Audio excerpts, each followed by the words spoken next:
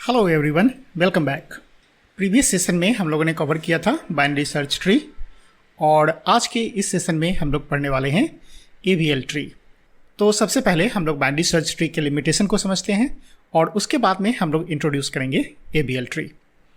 और binary search tree को समझने के लिए फिर से हम लोग आ जाते हैं अपने एक नोड के ऊपर में और एज्यूम करो कि यहाँ पे आपके पास एक नोड है और इसके अंदर में आपने डाल दिया सपोज 12 और इसके बाद इस तरह से आपके पास कुछ ऐसे नोड्स आते गए जो सारे नंबर्स जो हैं असेंडिंग ऑर्डर में रखा हुआ है।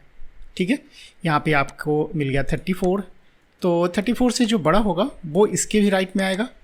यहाँ पे हमने डाल दिया 56 और अगर इससे भी कुछ बड़ा वैल्यू मिलता है हमको, ठीक है, तो इसको मैंने डाल दिया इसके भी राइट में और यहाँ पे डाल दिया हम लोगों ने 78।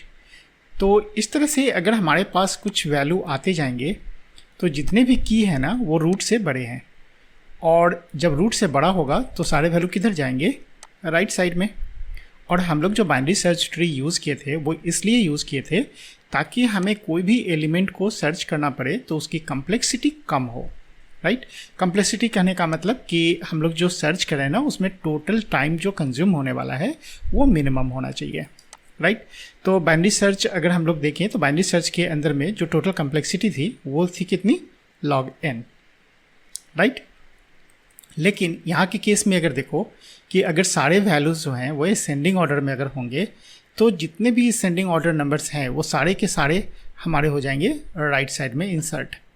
और अगर किसी भी एक एलिमेंट को अगर आप सर्च करना चाहोगे तो जितने इसके अंदर में नंबर ऑफ़ नोड्स हैं उतने नंबर ऑफ़ कंपैरिजंस आपको करने पड़ेंगे। मतलब अगर n नंबर ऑफ़ नोड्स है यहाँ पे तो आपका जो टोटल कंपैरिजन होगा ना वो n के ऊपर डिपेंड करेगा। तो आप इजीली फाइंड कर सकते हो कि इसकी जो कम्प्लेक्सिटी है वो ऑर्डर ऑफ n होगा। राइट, तो फिर हमें बाइनरी सर्च ट्री बनाने से फ़ायदा क्या हुआ। तो ये केवल असेंडिंग ऑर्डर के केस में नहीं है, अगर आपका जो वैल्यू है ना वो डिसेंडिंग ऑर्डर में अगर दिया रहेगा तो डिसेंडिंग ऑर्डर में क्या होगा कि सारे के सारे नोड जो होंगे वो लेफ्ट अलाइंड हो जाएंगे। ठीक है, लेकिन कम्प्लेक्सिटी सेम रहेगा ऑर्डर ऑफ n क्योंकि इसकी जो हाइट है ना वो बढ़ती जाएगी। तो बाइनरी सर्च ट्री के अंदर में एक लिमिटेशन है कि अगर सारे वैल्यूज असेंडिंग ऑर्डर में हो या डिसेंडिंग ऑर्डर में होगा तो उसकी जो वर्ड्स टाइम कम्प्लेक्सिटी होगी ना वो होगी ऑर्डर ऑफ n। लेकिन मुझे इसे रिड्यूस करना है। अगर इसके हाइट को हम किसी तरह से बैलेंस कर पाते कि लेफ़्ट का हाइट और राइट का हाइट जो है ना उसको अगर किसी तरह से बैलेंस कर पाते तो इसकी कम्प्लेक्सिटी जो होगी वो ऑर्डर ऑफ log n हो जाएगा। तो इसी हाइट को बैलेंस करने के लिए हम लोग यूज़ करते हैं AVL ट्री और कहीं कहीं पे आप AVL ट्री को देखोगे कि इसका नेम हम लोग बोलते हैं हाइट बैलेंस ट्री। तो यहाँ पे अगर आप बोलोगे कि हाइट बैलेंस ट्री है तो शॉर्टकट नाम है क्या AVL ट्री? नहीं। तो क्योंकि आप यहाँ पे देखोगे ना हाइट बैलेंस ट्री तो आप सोचोगे कि HBT होना चाहिए था, लेकिन यहाँ पे है AVL tree. Actually this concept was given by the two scientist, right, और उन्हीं के नाम पर ये नाम है AVL ट्री। शॉर्ट में हम लोग बोल देते हैं AVL ट्री। तो एक्चुअली ये कंसेप्ट है हाइट बैलेंस ट्री का। ठीक है, और ऐसे भी बोलो इसको हम लोग बोलते हैं सेल्फ बैलेंसिंग ट्री, कि एक ऐसा ट्री जो अपने हाइट को खुद ही बैलेंस करते चलता है लेफ़्ट और राइट में। अब यहाँ पे हम लोग बात कर लेते हैं क्राइटेरिया की। तो AVL ट्री बनाने के लिए सबसे फर्स्ट क्राइटेरिया आप यहाँ पे लिख लो। और क्राइटेरिया क्या है कि हमारा जो ट्री होना चाहिए वो बाइनरी सर्च ट्री होना चाहिए। ठीक है, तो यहाँ पे मैं डाल देता हूँ कि it's should be a binary search tree. तो AVL ट्री जो होगा ना वो बाइनरी सर्च ट्री के प्रॉपर्टीज़ को ज़रूर फॉलो करना चाहिए, अदरवाइज़ ये हमारा AVL ट्री नहीं होगा। और दूसरी बात रही कि इसका जो बैलेंसिंग करने का रूल है, तो बैलेंसिंग करने के लिए मुझे फाइंड करना पड़ेगा बैलेंस फैक्टर। अब बैलेंस फैक्टर कैसे निकालते हैं पहले उसको हम लोग देख लेते हैं। So here is our balance factor. तो बैलेंस फैक्टर निकालने के लिए हम लोग क्या करेंगे, height of left subtree minus height of right subtree. तो यहाँ पे आप लिख लो height of left subtree minus height of right subtree. और जैसे ही आपका बैलेंस फैक्टर निकल जाएगा तो इस बैलेंस फैक्टर से आप पता कर सकते हो कि हमारा जो ट्री है वो बैलेंस्ड है या अनबैलेंस्ड है। अब वो कैसे पता करोगे, तो अगर मान लो कि आपका जो बैलेंस फैक्टर है वो है बी एफ, मैंने यहाँ पे डाल दिया B F is the balance factor, और बैलेंस फैक्टर का जो वैल्यू होगा ना वो -1 से बड़ा या बराबर होना चाहिए। तो आप यहाँ पे लिख सकते हो कि -1 इज़ लेस देन और equals to balance factor and this balance factor should be less than और इक्वल्स टू +1, राइट। अगर ये क्राइटेरिया हमारा फॉलो हो रहा है बैलेंस फैक्टर का, तो हम लोग बोलेंगे कि हमारा जो एबीएल ट्री है वो बैलेंस्ड है। और अगर बैलेंस नहीं होता है तो कैसे हम लोग बैलेंस करेंगे वो आगे देखते हैं। पहले तो आप इस क्राइटेरिया को याद रख लेना कि अगर ये हमारा बैलेंस फैक्टर इस क्राइटेरिया को सेटिस्फाई करता है, इसका मतलब है कि हमारा जो एबीएल ट्री है वो सेल्फ बैलेंस्ड है। अब अगर हम लोगों को बैलेंस फैक्टर निकालना होगा तो कैसे निकालोगे, तो एक एक करके आप यहाँ पे स्टेप्स देख लो कि स्टेप 1 में हम लोग चलते हैं कि हमारे पास है स्टेप 1, और स्टेप 1 में हम लोग फाइंड करते हैं कि बैलेंस फैक्टर कैसे निकालेंगे। तो यहाँ से फिर से आप क्या करो कि एक नोड को यहाँ से हम लोग कॉपी कर लेते हैं और इसका फाइंड करते हैं कि बैलेंस फैक्टर कितना होगा, और अगर बैलेंस फैक्टर इसके रेंज के अंदर का होगा तो हम लोग बोलेंगे कि ये मेरा ट्री है वो बैलेंस्ड है, राइट। तो आप 78 का लेफ़्ट का हाइट निकालो। हाइट ऑफ लेफ़्ट कितना हो जाएगा आपका यहाँ पे 0, और हाइट ऑफ राइट कितना होगा 0। तो 0 - 0 the balance factor is 0, right? Height of left subtree is 0 minus height of right subtree is 0, then you will get the balance factor 0. तो इसे याद रखने के लिए आप क्या करोगे कि यहाँ पे ही लिखते जाओ इसके टॉप पे कि इसका जो बैलेंस फैक्टर है वो है 0। तो जैसे ही हमारा बैलेंस फैक्टर 0 है तो आप देख लो यहाँ पे कि balance factor is greater than equals to -1 and less than equals to +1, that is correct. तो यहाँ पे हम लोग बोलेंगे कि हमारा जो ये ट्री है वो बैलेंस्ड है, ठीक है। अब आते हैं हम लोग स्टेप नंबर 2 पे, और स्टेप 2 में फिर से हम लोग एक वैल्यू को इंसर्ट करते हैं, और आपको रूल जो फॉलो करना है वो बाइनरी सर्च ट्री का ही फॉलो करना है। पहले ही हम लोग दे दिए हैं कि हमारा जो एबीएल ट्री है वो एक बाइनरी सर्च ट्री ही होना चाहिए। अब अगर इस ट्री के अंदर में हम लोग इंसर्ट करते हैं सपोज करो 35, ठीक है, तो 35 किधर जाएगा आप इजीली बता सकते हो यहाँ पे कि 35 चूँकि 78 से छोटा है तो वो उसके लेफ्ट में जाएगा।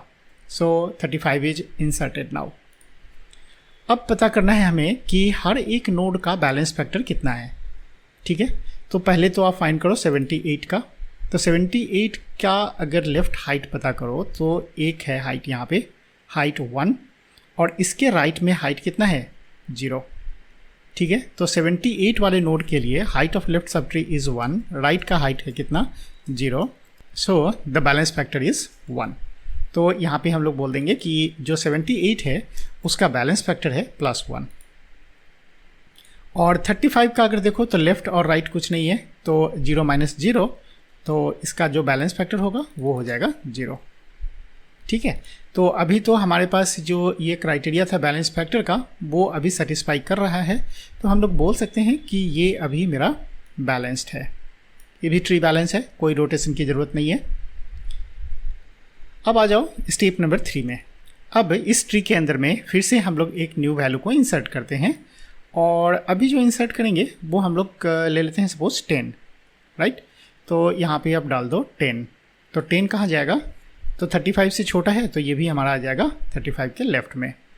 तो ये इंसर्ट हो गया 35 के लेफ़्ट में, और इसके बाद फिर से आप बैलेंस फैक्टर निकालो हर एक नोड का। 78 के लिए क्या हो जाएगा, height of left subtree is 1 and 2, so height of left subtree for 78 is 2 and height of right subtree for 78 is 0, so the balance factor is 2, right, 2 minus 0 is 2। तो यहाँ पे हम लोग बोल सकते हैं कि 78 का जो बैलेंस फैक्टर है वो है 2, और 35 का उसी तरह निकाल लो। Height of left subtree is 1 and 35 के राइट में कुछ नहीं है, इसका मतलब 0, सो 1 minus 0 इज़ +1, और यहाँ पे तो हमारे पास कुछ नहीं है लेफ्ट एंड राइट, तो 10 के लिए जो बैलेंस फैक्टर होगा वो होगा 0, तो यहाँ पे मैंने डाल दिया 0। ऑल राइट, तो अब देखो कि हमारा जो क्राइटेरिया था बैलेंस फैक्टर वाला कि इसका जो वैल्यू होगा ना वो +1 और -1 के बीच होना चाहिए, लेकिन अभी जो बैलेंस फैक्टर है 78 का वो है +2, और इस समय हमारा जो ट्री है वो अनबैलेंस्ड हो गया। ठीक है, तो यहाँ पे हम लोग नहीं बोल सकते कि ये मेरा बैलेंस्ड है। तो आप यहाँ पे लिख सकते हो कि this tree is unbalanced tree. तो जैसे ही हमारा ट्री अनबैलेंस हो गया तो इसके लिए आपको करना पड़ेगा रोटेशन, और इस तरह से रोटेट करें कि रोटेशन के बाद हमारा जो ट्री बनेगा वो एक बाइनरी सर्च ट्री ही होना चाहिए, मतलब कि रूट के लेफ्ट में छोटा और रूट के राइट में बड़ा होना चाहिए। अब हम लोग रोटेशन के ऊपर में आते हैं कि किस तरह से हमें रोटेट करना है, और रोटेशन के लिए कौन कौन से डिफरेंट केसेस हमको मिल सकता है। तो यहाँ पे हम लोग डालते हैं कि डिफरेंट केसेस क्या हो सकता है। तो सबसे पहले हम लोग चलते हैं केस 1 के ऊपर। ठीक है, तो हमारे पास जो केस 1 मिला तो इसी को आप समझ सकते थे कि हमारे पास जो केस 1 है ये वाला है, और इसे मैं यहाँ पे डाल देता हूँ कॉपी पेस्ट। तो केस 1 में अगर आप ध्यान से देखो तो क्या हो रहा था कि अनबैलेंस क्यों हो रहा था कि हमने न्यू नोड जो इंसर्ट किया था वो था 10, और 10 किधर इंसर्ट किया था तो 35 के लेफ्ट में, जो 35 ऑलरेडी 78 के लेफ्ट में था। तो यहाँ पे हम लोग क्या करते हैं कि एक कन्वेंशन है, जस्ट आप इसको रटना मत, बस समझने की कोशिश करना है कि पहली बार में हमने क्या किया था कि 78 के लेफ्ट में 35 को डाला था, that is the left insertion. ठीक है, और इस 35 के बाद हमने 10 को इंसर्ट किया था, वो भी लेफ्ट के लेफ्ट में था। ठीक है, यहाँ पे हमारे पास लेफ्ट में था, तो इसे हम लोग बोल सकते हैं कि 10 is inserted towards the left of left node, right. तो ये जो पहला केस है ना उसको हम लोग बोलते हैं case LL। So this is the LL case, left of left case. और इस केस में हम लोग कैसे रोटेट करेंगे उसको देख लो।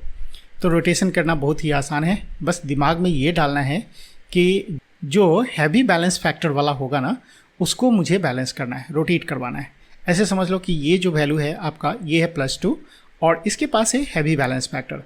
तो इसके पास अगर वजन ज़्यादा हो जाएगा तो वो क्या करेगा कि ऊपर वाले को झुका देगा नीचे की तरफ, क्योंकि ये वाला जो होगा ना ऐसे समझ लो कि इसको नेल से लेकर के आपने फिक्स कर दिया वॉल में।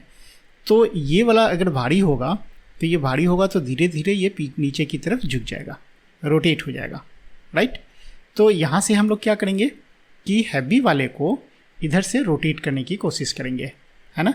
तो यहाँ से अगर आप रोटेट करोगे तो इधर जाएगा और ये इधर राइट की तरफ रोटेट हो जाएगा, ठीक है।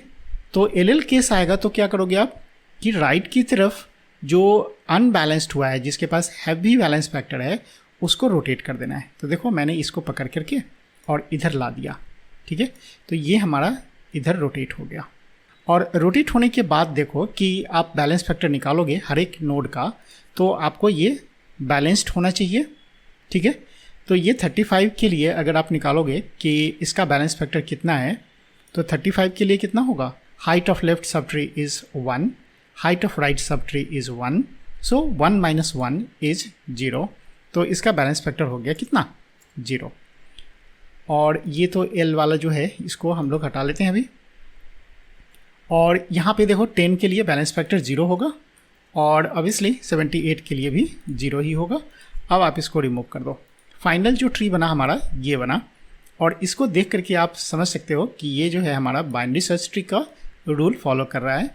रूट पे है हमारे पास 35, 35 से छोटा लेफ्ट में और 35 से बड़ा राइट में, ऑल राइट। तो जब हमारा LL का केस आया तो हमने यहाँ पे क्या किया, राइट रोटेशन किया, that is the right rotation, ठीक है।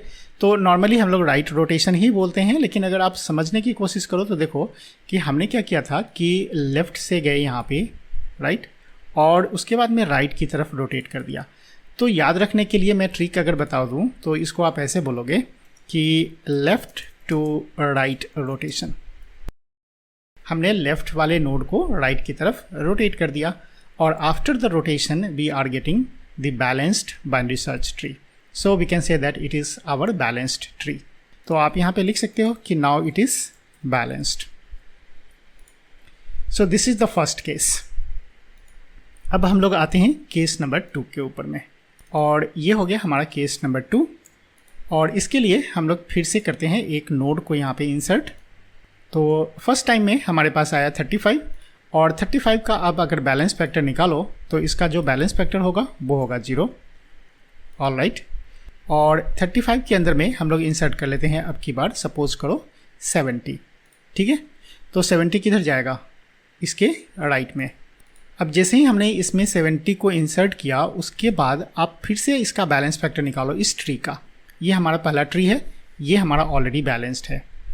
तो बैलेंस्ड है तो कुछ करना नहीं है, हम लोग फिर से एक न्यू वैल्यू को इंसर्ट करके देख लेते हैं। यहाँ पे 70 को इंसर्ट किया, अब फिर से आप 35 का बैलेंस फैक्टर निकालो। तो height of left sub tree for 35 is 0 and 0 minus height of right sub tree is 1। तो क्या होगा, 0 माइनस 1 इज -1। और 70 के लिए क्या हो जाएगा बैलेंस फैक्टर, तो ये तो आपको मालूम है, अब निकाल लिए होगे, ये 0 है। ऑल राइट, अब हम लोग चेक करते हैं थर्ड केस। यहाँ पे तो हमारे पास बैलेंस ट्री मिल गया, लेकिन अगर मैं यहाँ पे करूँ कि 70 है और 70 के अंदर में मैं डाल देता हूँ 90। ठीक है, तो 90 किधर जाएगा, इसके राइट में आ जाएगा। तो यहाँ पे मुझे मिल गया 90 और 90 को इंसर्ट करने के बाद फिर से आप इस ट्री का बैलेंस फैक्टर निकालो हर एक नोड का। तो 35 के लिए अगर आप बैलेंस फैक्टर निकालोगे तो 35 के लेफ्ट में है 0 और राइट में है 2। सो 0 माइनस 2 इज -2। और 70 के लिए निकालोगे तो इसका लेफ्ट हाइट है 0 और राइट है 1। 0 minus 1 is -1, so balance factor is -1। और यहाँ पे हमारे पास जो बैलेंस फैक्टर है 90 के लिए वो हो जाएगा 0। तो अब यहाँ पे देखो कि हमारा जो बैलेंस फैक्टर है ना वो हो गया -2, जबकि रूल क्या कहता है कि जो बैलेंस फैक्टर होगा वो -1 और +1 के बीच होना चाहिए। ठीक है, तो इसे हम लोग रोटेट कर लेते हैं। और ये जो अनबैलेंस हुआ वो किस कारण हुआ, तो पहले से जो हमारे पास नोड इंसर्टेड था वो राइट साइड में था और हमने जो इंसर्ट किया है 90 वो राइट के राइट में इंसर्ट कर दिया था। ठीक है, तो इसको हम लोग बोलते हैं RR case. Case number 2 is the right of right case. ठीक है, तो यहाँ पे हम लोग बोल देते हैं कि ये मेरा है RR केस। इंसर्शन जो हो रहा है ना वो राइट नोड के राइट पार्ट में हो रहा है। तो इस केस में हमारा क्या हुआ कि टॉप वाला जो नोड था वो अनबैलेंस हो गया। जब अनबैलेंस होगा तो मुझे तो बैलेंस करना पड़ेगा, और जब बैलेंस करेंगे तो क्या करेंगे, हम लोग बोले थे कि हैवी बैलेंस फैक्टर वाला जो वैल्यू होगा उसको रोटेट कर देना है। अब यहाँ पे जो हमारे पास 35 है उसका बैलेंस फैक्टर हैवी है, तो मैं यहाँ से क्या करूँगा कि इसको रोटेट करूँगा। किधर, तो लेफ़्ट की तरफ। राइट, तो जैसे ही मैं इसे लेफ़्ट की तरफ रोटेट करूँगा तो ये 35 जो होगा वो रोटेट हो करके और 70 के लेफ़्ट में आ जाएगा। राइट, और जैसे ही 70 के लेफ़्ट में आया तो ये मेरा बैलेंस्ड हो जाना चाहिए। ठीक है, तो रोटेशन तो हो गया हमारा इधर साइड में। तो अभी के केस में क्या करो कि मैं इसे अभी पहले एज इट इज छोड़ देता हूँ और रोटेशन के बाद का जो स्ट्रक्चर होगा मैं उसको अलग से बनाता हूँ। ठीक है, कि आफ्टर रोटेशन ये हम लोगों को मिलने वाला है। ठीक है, सो दैट आप ये समझ पाओ कि हम लोगों ने यहाँ पे अभी क्या किया है, तो लेफ़्ट रोटेशन किया है। यहाँ पे क्या किया, टूवर्ड्स लेफ़्ट रोटेशन। तो ये मेरा क्या हो गया, लेफ़्ट रोटेशन। और लेफ़्ट रोटेशन होने के बाद हमें मिला यहाँ पे 35, और ये सब की अब ज़रूरत है नहीं, ये सब आप समझ चुके हो, तो इसे मैं रिमूव कर लेता हूँ। और यहाँ पे हम लोग कर देते हैं इसको कनेक्ट कि 70 के लेफ़्ट में आ गया हमारा 35। और जैसे ही ये 35 कनेक्ट हुआ उसके बाद में आप चेक करो कि ये जो ट्री मिला है वो बैलेंस्ड है या अनबैलेंस्ड है।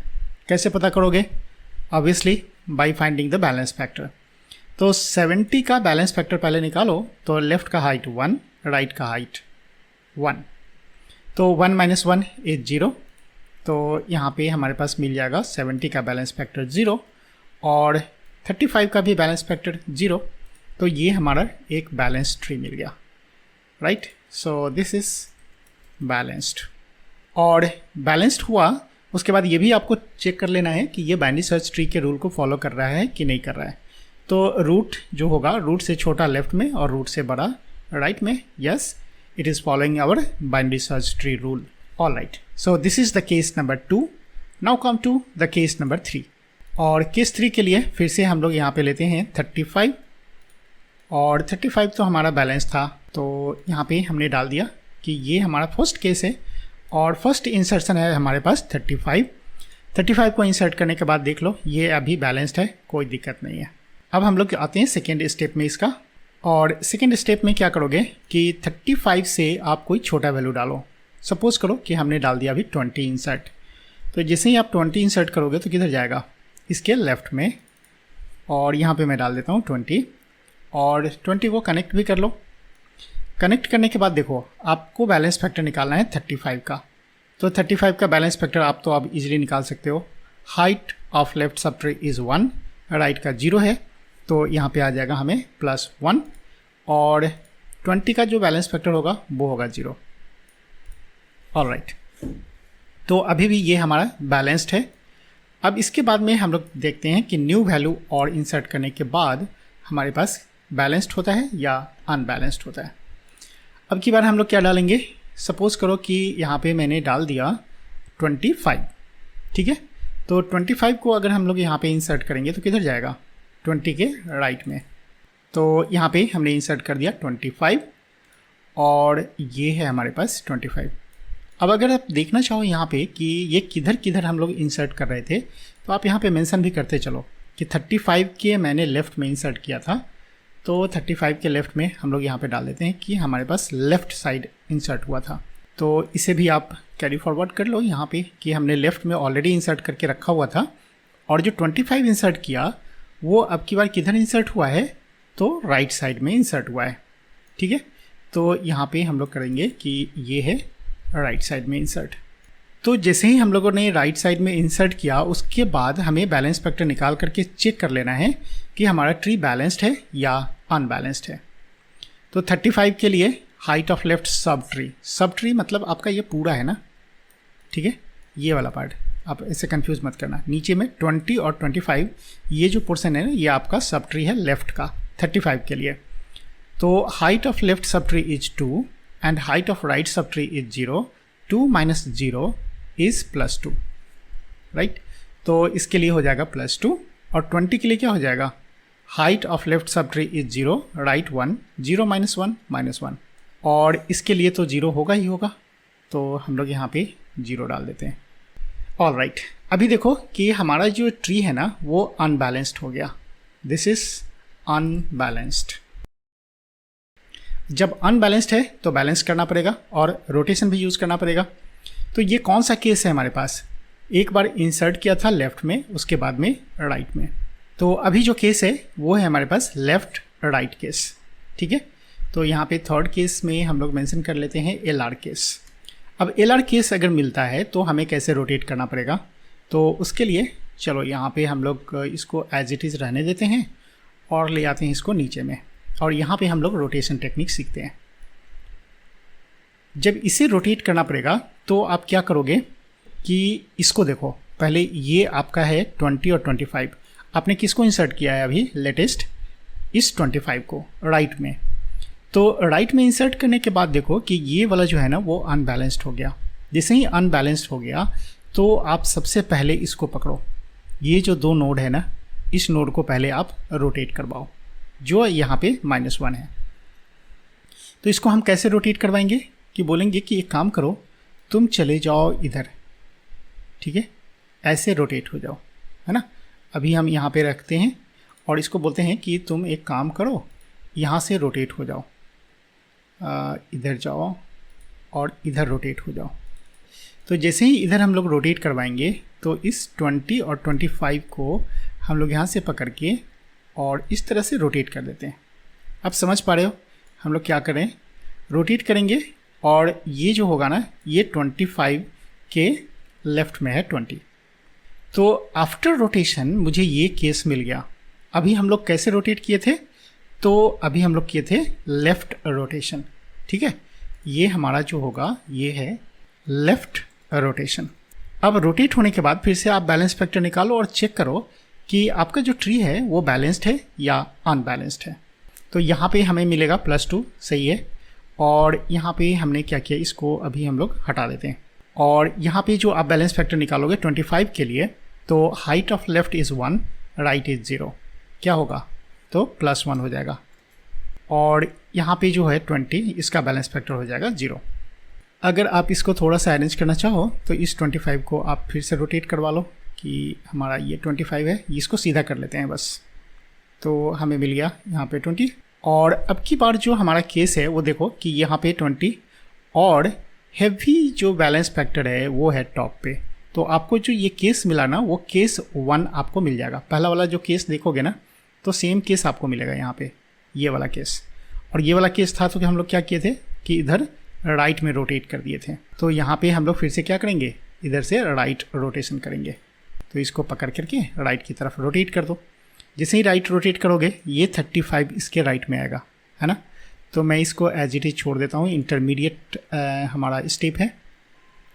और इसको हम लोग कॉपी कर लेते हैं और कॉपी करके आ जाते हैं नेक्स्ट स्टेप में। और यहाँ पे हम लोग करेंगे रोटेशन। इसको अभी हटाओ, ये 35 हमारा आ गया इसके राइट में। और इसको हम लोग कनेक्ट कर लेते हैं और इसकी अब ज़रूरत है नहीं तो इसे रिमूव कर लो। और अब देखो कि बैलेंस फैक्टर निकाल करके कि हमारा जो ट्री है वो बैलेंस्ड है या अनबैलेंस्ड है।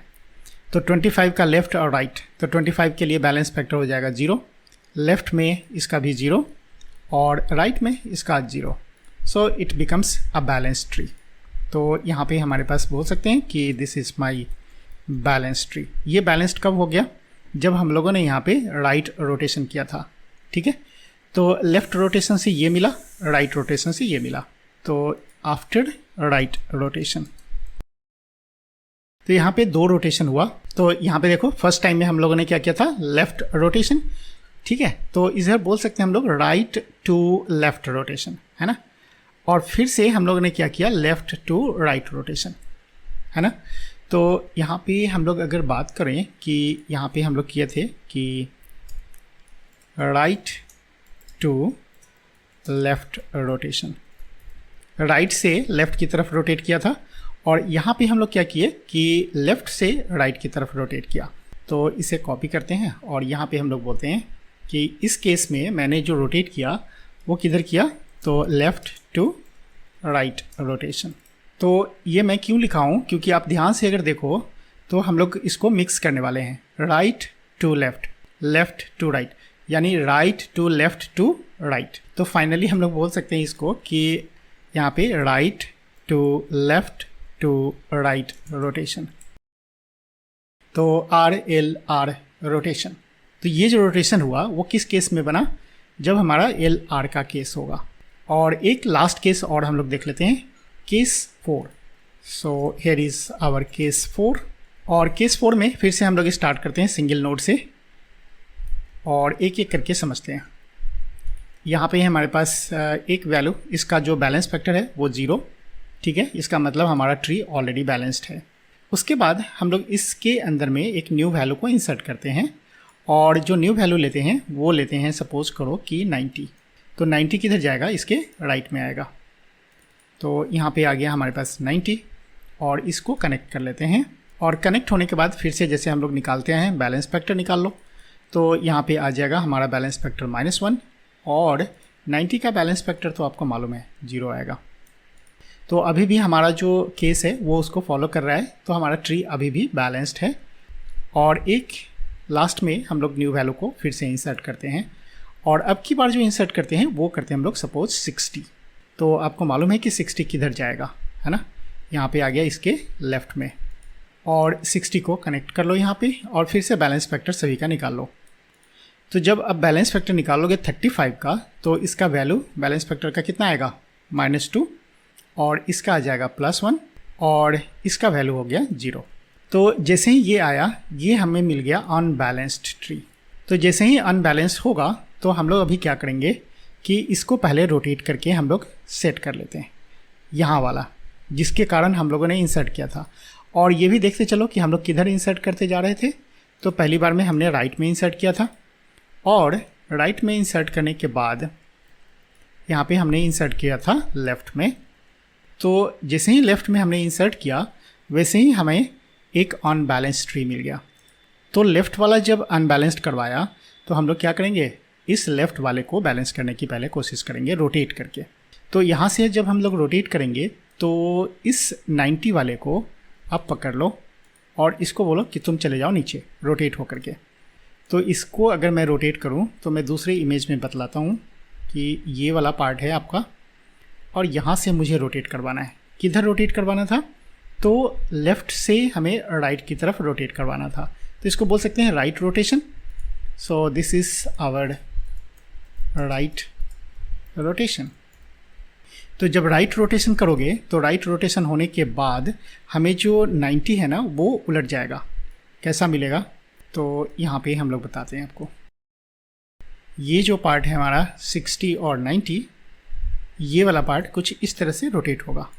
ये 60 यहाँ से पकड़ के रोटेट हो गया और ये 60 यहाँ आकर के कनेक्ट हो गया।